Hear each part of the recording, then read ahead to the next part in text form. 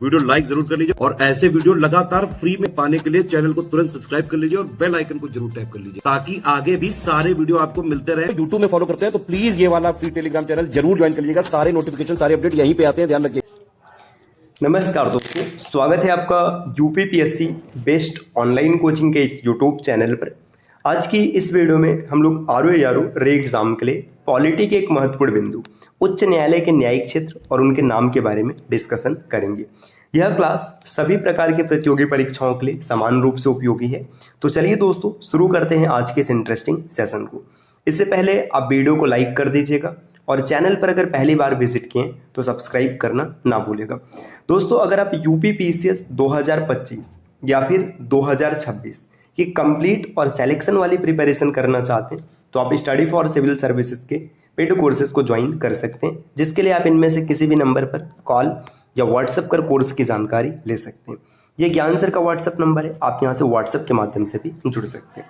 चलिए अब बढ़ते हैं अपने क्लास को। देखिए, उच्च न्यायालय के न्यायिक क्षेत्र और उनके नाम के बारे में समझने से पहले कुछ बेसिक सी बातें समझते हैं जो कि इंपॉर्टेंट है। अगर भारत के जुडिशरी सिस्टम की बात करें ना, तो भारत में चलता है इंटीग्रेटेड जुडिशरी सिस्टम, मतलब एकीकृत न्यायिक व्यवस्था। इसका तात्पर्य क्या है? देखिए, एकीकृत न्यायिक व्यवस्था का मतलब ये कि भारत में एक सुप्रीम कोर्ट होगा। अब सुप्रीम कोर्ट की अगर बात करें तो आपने पढ़ा होगा भारतीय संविधान का जो भाग 5 है, इसमें अनुच्छेद 124 से लेकर के अनुच्छेद 147 तक सुप्रीम कोर्ट का वर्णन किया गया है। सुप्रीम कोर्ट के नीचे होगा हाई कोर्ट। अगर भारत में हाई कोर्ट की बात करें तो संख्या इसकी है 25, ठीक। और इसको रखा गया संविधान के भाग 6 में अनुच्छेद 214 से लेकर 232 के बीच में, ठीक। इसके नीचे जो होंगे ये डिस्ट्रिक्ट कोर्ट होंगे, मतलब अधीनस्थ न्यायालय। इसको भी संविधान के भाग 6 में ही रखा गया, 233 से लेकर 237 के बीच में। तो ये आपको तात्पर्य समझ में आ गया कि एकीकृत न्यायिक व्यवस्था क्या होती है। एक सुप्रीम कोर्ट होगा, इसके नीचे 25 क्या है, हर एक मतलब राज्य में या फिर यूनियन टेरिटरी में हाई कोर्ट है। इसके बाद क्या होंगे, डिस्ट्रिक्ट कोर्ट होंगे। ये चीज़ें स्पष्ट हो गई। और ये जो सुप्रीम कोर्ट है संविधान के भाग 5 में है, अनुच्छेद यहाँ पर लिखा है, और हाई कोर्ट और अधीनस्थ कोर्ट ये भाग 6 में है, ठीक। अब यहाँ पे आपके दिमाग में एक प्रश्न आएगा कि भाई आपने ये कहा कि प्रत्येक राज्य में एक कोर्ट होगा जो उच्च न्यायालय रहेगा और राज्य का सबसे बड़ा कोर्ट होगा।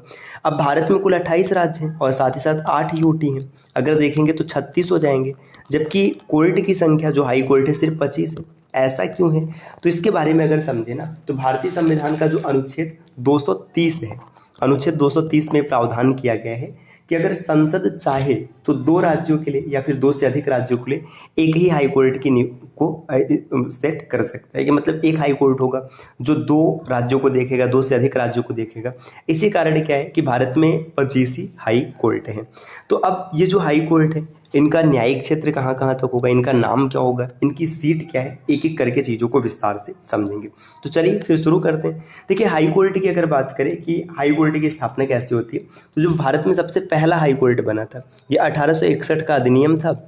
1861 का जो अधिनियम था, इसी के तहत 1862 में हाई कोर्ट का निर्माण होता है।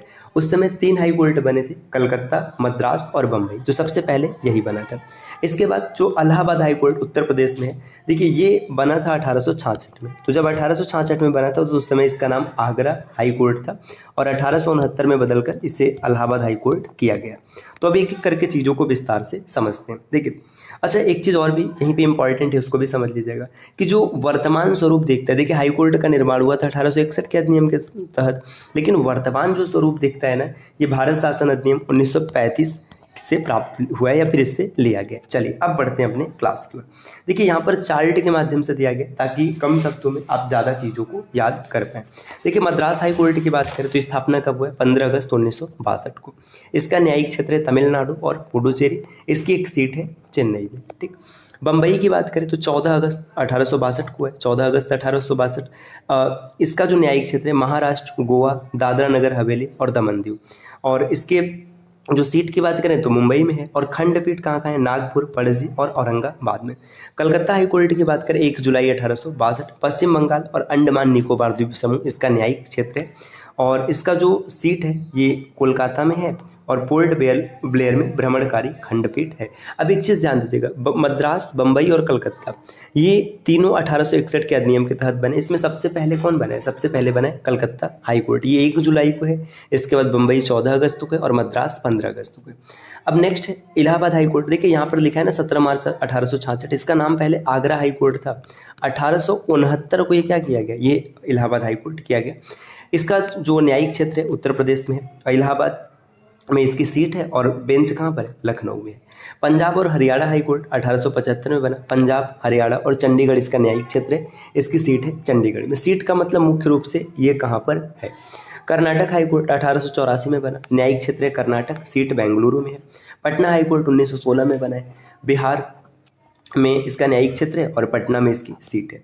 जम्मू एवं कश्मीर 1928 में बना, जम्मू कश्मीर और लद्दाख इसका न्यायिक क्षेत्र है। श्रीनगर और जम्मू इसका सीट है। ठीक, अच्छा एक चीज़ ध्यान दीजिएगा, जम्मू ये अब एक यूटी है, यूनियन टेरिटरी, केंद्र शासित प्रदेश जम्मू, जिसके पास अपना हाई कोर्ट है। ये इंपॉर्टेंट प्रश्न बन सकते हैं। आगे बढ़ेंगे, देखिए उड़ीसा के बारे में भी 1948 में बना है, न्यायिक क्षेत्र उड़ीसा और सीट है कटक में। गुवाहाटी 1948 में स्थापित हुए, असम, नागालैंड, मिजोरम, अरुणाचल प्रदेश। देखिए पूर्वोत्तर राज्य जो है उनको यहाँ पर देखा जाता है। गुवाहाटी में इसकी सीट है, कोहिमा, आइजोल और ईटानगर में खंडपीठ स्थापित है। राजस्थान हाईकोर्ट 1949 में बना, राजस्थान इसका न्यायिक क्षेत्र है, सीट है जोधपुर और जयपुर में इसका खंडपीठ है। इसी तरीके से तेलंगाना 1954 में बना है, तेलंगाना न्यायिक क्षेत्र है, हैदराबाद में इसकी सीट है। केरल हाईकोर्ट 1956 में स्थापित है, केरल और लक्षद्वीप, एर्नाकुलम में इसका सीट है। मध्य प्रदेश 1956 में स्थापित है, ये मध्य प्रदेश इसका न्यायिक क्षेत्र है और जबलपुर में इसका क्या है? सीट है। और इंदौर और ग्वालियर में खंडपीठ स्थापित है। गुजरात 1960 में स्थापित है, गुजरात इसका न्यायिक क्षेत्र है और अहमदाबाद में इसका सीट है। इसी तरीके से दिल्ली भी एक यूटी है। जम्मू कश्मीर और दिल्ली 2 यूटी हैं जिनके पास अपना खुद का हाई कोर्ट है। 1966 में स्थापित है, दिल्ली न्यायिक क्षेत्र है और दिल्ली में इसकी सीट भी है। हिमाचल प्रदेश 1971 में, हिमाचल प्रदेश न्यायिक क्षेत्र है और शिमला सीट है। सिक्किम 1975, सिक्किम न्यायिक क्षेत्र है और गंगटोक में इसकी सीट है। झारखंड 2000 में स्थापित है, छत्तीसगढ़ 2000 में स्थापित और उत्तराखंड भी 2000 में स्थापित है। ये 3 याद रखिएगा, झारखंड, छत्तीसगढ़ और उत्तराखंड। ठीक, न्यायिक क्षेत्र देखिए रांची, छत्तीसगढ़ का बिलासपुर और उत्तराखंड का नैनीताल। ठीक, और आगे बढ़ेंगे नेक्स्ट इसी तरीके से देखिए यहाँ पर दिया हुआ है मणिपुर की बात करेंगे तो 2013 में न्यायिक क्षेत्र मणिपुर और इम्फाल में इसकी सीट है। मेघालय 2013 में है, मेघालय इसका न्यायिक क्षेत्र और शिलांग में इसकी सीट है। त्रिपुरा 2013, त्रिपुरा इसका मतलब न्यायिक क्षेत्र और सीट अगरतला। आंध्र प्रदेश 2019 में, आंध्र प्रदेश इसका न्यायिक क्षेत्र और सीट है अमरावती में। ये सबसे नवीनतम है। अगर आपसे कभी प्रश्न पूछ ले कि जो सबसे नया हाई कोर्ट है कौन सा है, तो आंध्र प्रदेश का अमरावती में है। देखिए अगर हम लोग बात करें ना कि वर्तमान में कौन से ऐसे यूटी हैं जिनके पास अपना हाई कोर्ट है, तो एक जम्मू कश्मीर याद रखने वाला पॉइंट है और दूसरा दिल्ली। ये 2 यूटी है जिनके पास हाई कोर्ट है। सर्वाधिक जज कहाँ के हाई कोर्ट में? तो इलाहाबाद हाई कोर्ट में सबसे ज़्यादा जज हैं, ये भी आप याद रखिएगा। ये सब प्रश्न बन सकते हैं। इलाहाबाद हाई कोर्ट में सर्वाधिक जज है। सबसे ज़्यादा राज्यों को देखने वाला हाई कोर्ट कौन सा है? तो अभी आपने देखा था गुवाहाटी था ना, जिसमें यू पूर्वोत्तर के 4 राज्यों को देख रहा था। सबसे ज़्यादा राज्यों को ये देखते हैं। ठीक, अब अनुच्छेद कौन कौन सा है? तो 214 से लेकर 232 तक अभी हम लोगों ने पीछे देखा था। तो ये भी पॉइंट आप याद रखिएगा।